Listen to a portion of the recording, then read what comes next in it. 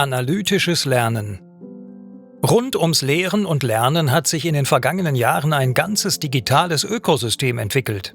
Die digitale Nutzung ist durch die unterschiedlichsten Geräte und Technologien weit verbreitet. Tablets, Computer und natürlich WLAN-Zugang.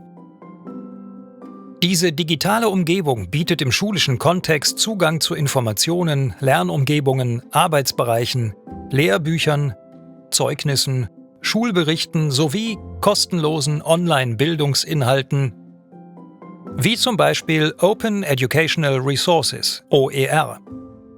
Natürlich ersetzen all diese Materialien und Ressourcen nicht den Reichtum der direkten menschlichen Interaktionen zwischen Lehrenden und Lernenden sowie zwischen den Lernenden selbst. So passieren bei der Interaktion mit einer digitalen Plattform, einem Touchscreen oder Ähnlichem zwar verschiedene Interaktionen, jedoch sehen wir hier meist nur das Ergebnis. Die Lehrkräfte sind es jedoch gewöhnt, in einem physischen Klassenzimmer eine Vielzahl von Hinweisen bezüglich der Lernenden und des Lernprozesses aufzunehmen. In einer digitalen Lernumgebung ist dies eher ungewohnt und vielen nur schwer zugänglich. Die Anhaltspunkte, die Lehrkräfte in einer realen Situation im Klassenzimmer wahrnehmen, sind vor allem Engagement und Motivation. Sie können zum Beispiel sehen, ob ein Lernender aufmerksam ist oder nicht. Wenn der Geräuschpegel plötzlich ansteigt, besteht die Vermutung, dass etwas passiert ist. Wenn bei der Erklärung eines Konzepts an der Tafel alle Köpfe gesenkt sind, ist eine Aussage über das allgemeine Verständnis des Gesagten schwierig. Auch wenn es viele unterschiedliche Erklärungsansätze für diese Beobachtungen gibt,